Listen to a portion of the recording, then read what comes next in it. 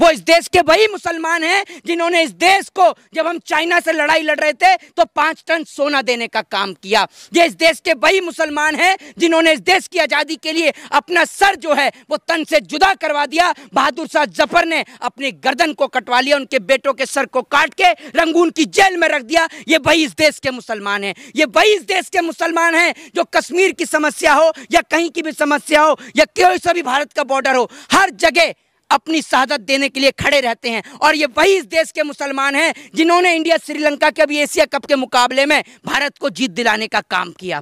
जिनको आप गाली दे रहे थे ना, जिनको आप कह रहे थे कि आतंकवादी उग्रवादी, अरे आतंकवादी और उग्रवादी की सोच तो आपकी पार्टी के नेताओं की है। देखिए रमेश गालीबाज जो नेता हैं, यही इनके लिए सही सेंटेंस है। एक कहावत है कि कुत्ते की पूंछ को चाहे 12 साल पाइप में रख लो, रहेगी वो टेढ़ी की टेढ़ी ही। यही आदत बीजेपी वालों की है। इनको आप फूलों से सजी भी पार्लियामेंट दे दोगे ना, इनको करनी वहां गंदगी ही है। तो मेरा नाम है शारिफ खान और आप देख रहे हैं ऑल टाइप नॉलेज। आज एक वीडियो दिखाने वाला हूं आपको। ब्राह्मण समाज का लड़का है, नाम है मोहित शर्मा। आप लोग जानते हैं कि पिछले 2 दिन पहले दानिश अली नाम के एक मुस्लिम व्यक्ति को सिर्फ मुसलमान होने की वजह से रमेश भिदुड़ी, जो भारतीय जनता पार्टी के सांसद हैं दिल्ली से, उन्होंने सदन के अंदर खड़े होकर के गालियां दी, भद्दी भद्दी गालियां दी, जाति सूचक शब्दों से उन्हें पुकारा और उन्हें इतना अपमानित किया कि उनकी आंख से आंसू गिरने लगे। इन सारी चीज़ों पर सारे देश और दुनिया ने प्रतिक्रिया दी। रमेश भिदुड़ी के खिलाफ मोर्चा खोला। यहाँ पर दलित समाज के लोगों ने और मुस्लिम समाज के लोगों ने मिल करके रमेश भिदुड़ी के ऊपर FIR भी कराई। वो वीडियो क्लिप भी मैंने आपको दिखाया था।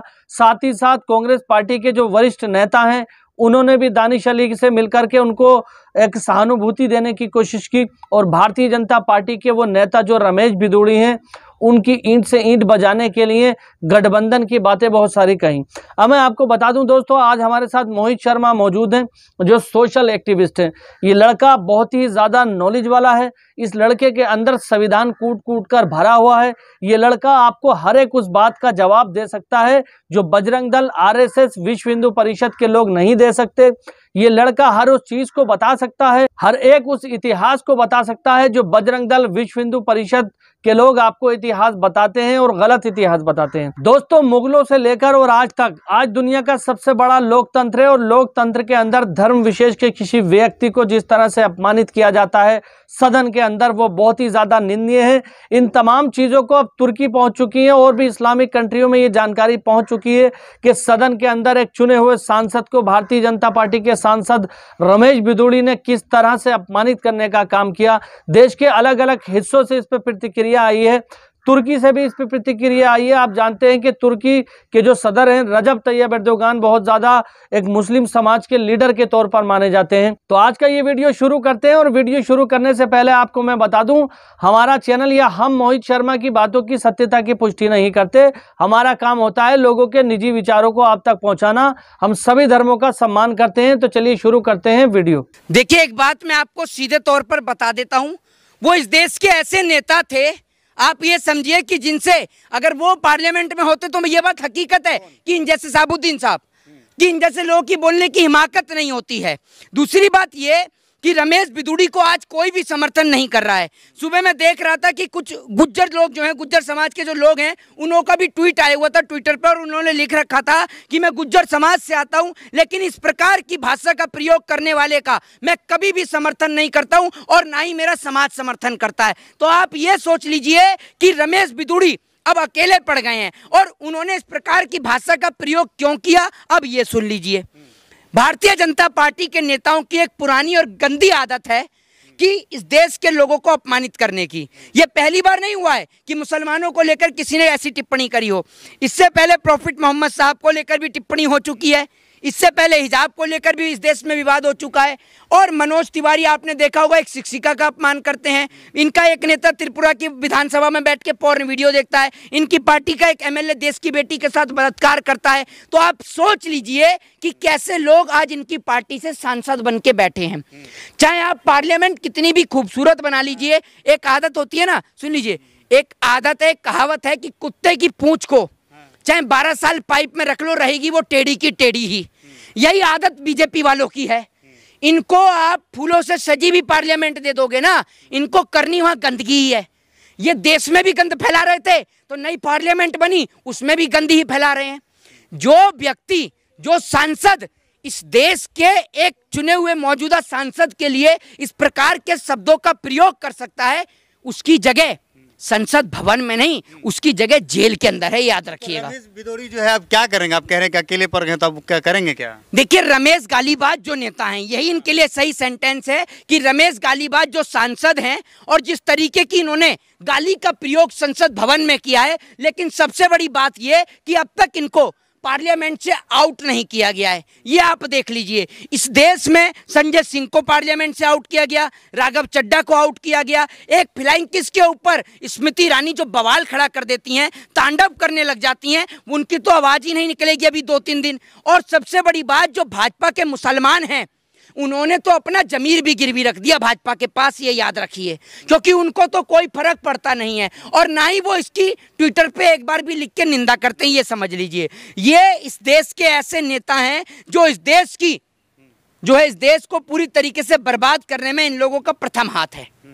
अच्छा, ये मोहित शर्मा एक चीज़ बताइएगा कि जो भाजपा से जुड़े हुए लोग हैं, चाहे भाजपा के कार्यकर्ता हों या भाजपा के विचारों से सहमत हो, वो हमेशा गाली ही क्यों बकते हैं? आप सोशल मीडिया पे भी देखेंगे तो वो जो है आपकी वीडियोस वगैरह भी बहुत सारे आती है, आप उनके कमेंट पढ़ते होंगे, देखते होंगे, ज़्यादातर वो लोग गाली ही बकते हैं। तो क्या वजह, आखिर उनके दिल में इतना खुन्नस किस चीज़ का है?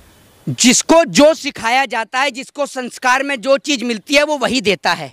ठीक है, अगर बबूल का पेड़ उगाएंगे और आप सोचेंगे कि इस पे से आम मिले, तो आम कभी नहीं निकल सकते। बबूल का पेड़ है तो बबूल ही उगेगा। तो ये याद रखिए, भाजपा का एक काम है इस देश के अंदर जिन मुसलमानों को कल इसने पार्लियामेंट में बोलने का काम किया ना, रमेश बिदूड़ी ने आतंकवादी, उग्रवादी, मुल्ला, ठीक है, और इसके अलावा कटुआ, ये जो शब्दों का प्रयोग किया, ये इस देश के वही मुसलमान हैं जिन पे गर्व करके आप कहते हैं कि अब्दुल कलाम आजाद ने इस देश को मिसाइल देने का काम किया। वो इस देश के वही मुसलमान हैं जिन्होंने इस देश को, जब हम चाइना से लड़ाई लड़ रहे थे, तो 5 टन सोना देने का काम किया। ये इस देश के वही मुसलमान हैं जिन्होंने इस देश की आज़ादी के लिए अपना सर जो है वो तन से जुदा करवा दिया। बहादुर शाह जफर ने अपनी गर्दन को कटवा लिया, उनके बेटों के सर को काट के रंगून की जेल में रख दिया। ये वही इस देश के मुसलमान हैं। ये वही इस देश के मुसलमान हैं जो कश्मीर की समस्या हो या कहीं की भी समस्या हो या कोई सा भी भारत का बॉर्डर हो, हर जगह अपनी शहादत देने के लिए खड़े रहते हैं। और ये वही इस देश के मुसलमान हैं जिन्होंने इंडिया श्रीलंका के अभी एशिया कप के मुकाबले में भारत को जीत दिलाने का काम किया। जिनको आप गाली दे रहे थे ना, जिनको आप कह रहे थे कि आतंकवादी, उग्रवादी, अरे आतंकवादी और उग्रवादी की सोच तो आपकी पार्टी के नेताओं की है, आपकी पार्टी के सांसदों की है जो संसद भवन में बैठे हुए हैं। वही आपकी पार्टी की नेता साध्वी प्रज्ञा जो शहीद हेमंत करकरे को अपमानित करने का काम करती हैं, तो उग्रवादी तो आपकी पार्टी के नेता हुए, आतंकवादी तो आपकी बीजेपी के नेता हुए जो पॉर्न वीडियो देखने का काम करते हैं। ट्रेनिंग कहाँ से मिली है? इनको ट्रेनिंग मिलती है जो निक्कर से फुल पैंट पे आए हैं, अब इनका नाम लेने की जरूरत नहीं है, जो निक्कर से फुल पैंट वाली जो एक कार्यशैली है वहां से मिलती है। आरएसएस की बात कर रहे हैं आप? अब निक्कर से फुल पैंट पे कौन है ये पूरे देश को पता है, नाम लेने की जरूरत नहीं है, पूरा देश समझ जाता है। ठीक है ना, पूरा देश जो है वो भारतीय जनता पार्टी के नेताओं की तरह नहीं है ना, समझदार लोग भी बहुत सारे हैं इस देश के अंदर। इस देश के मुसलमान को या हिंदू को जब जब तोड़ा जाएगा, याद रखिएगा हम साथ खड़े हैं। तिलक और टोपी का संबंध ना साथ है, बिल्कुल साथ है, और तिलक और टोपी का संबंध ना कोई इस देश में कोई तोड़ पाया था और ना कोई तोड़ पाएगा। तो दोस्तों, अभी आप जिनको सुन रहे थे उनका नाम है मोहित शर्मा, कांग्रेस पार्टी के सोशल एक्टिविस्ट हैं और कांग्रेस पार्टी के समर्थन में रहते हैं। दोस्तों, मैं आपको बता देना चाहता हूं कि 2024 के इलेक्शन से पहले माहौल इतना ज़्यादा खराब हो रहा है, जगह जगह पर मॉब लिंचिंग कर दी जाती है, हिंदू मुस्लिम की लड़ाइयाँ हो रही हैं, कहीं जल यात्रा पे जल अभिषेक के नाम पर यात्रा निकाली जाती है तो हिंदू मुसलमान का झगड़ा हो जाता है, कहीं सोशल मीडिया पर वीडियो बना करके अपलोड की जाती है, लोगों को इकट्ठा करने की अपील की जाती है। ये लोकतांत्रिक देश है, यहाँ पर संविधान का राज चलता है, शासन और प्रशासन एक मजबूत स्थिति में है, लेकिन उस प्रशासन और शासन को अपना काम करने से कौन रोक रहा है?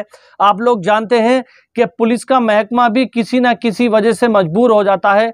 कहीं ना कहीं आपने बहुत सारी ऐसी घटनाएं देखी होंगी जहां पर उस तरह से कार्रवाई नहीं कर पाता जिसे उसको करनी चाहिए थी। आपने देखा होगा कि किस तरह से मोनू मानेश्वर अभी पकड़ा गया है। लंबे समय तक मोनू मानेश्वर आज़ाद रहा। मोनू मानेश्वर सोशल मीडिया पर वीडियो बना करके अपलोड करता है, लोगों से अपील करता है हरियाणा के अंदर यात्रा निकालने को, लेकिन पुलिस के हाथ नहीं आता। अब आप लोग जानते हैं कि पुलिस अगर चाहे 24 घंटे के अंदर किसी को भी पकड़ सकती है। मोनू मानेसर का जो सोशल मीडिया अकाउंट था, जिस समय वो एक्टिवेट हुआ, वो कौन सी लोकेशन पे चल रहा था, पुलिस 10 सेकंड के अंदर ये पता कर सकती है। इस तरह की तमाम चीजों को पता करने में पुलिस को टाइम नहीं लगता, लेकिन फिर भी महीनों तक मोनू मानेसर फरार रहा। इसके पीछे कोई ना कोई बहुत बड़ी पावर थी जो पुलिस के काम में बाधा डाल रही थी। फिलहाल मोनू मानेसर को उसको किए की सजा मिल चुकी है, राजस्थान के अंदर है, राजस्थान के अंदर कांग्रेस पार्टी की सरकार है। अब उसके साथ क्या होगा आप लोग जानते हैं। फिलहाल ये आज की जानकारी थी। अगर आप मेरे चैनल पर पहली बार आए तो चैनल को सब्सक्राइब करके बेल आइकन पर ऑल का बटन सेलेक्ट कर लेना। फिर मिलूंगा इसी तरह की एक नई वीडियो के साथ, तब तक के लिए खुदा हाफिज, जय हिंद, जय भारत।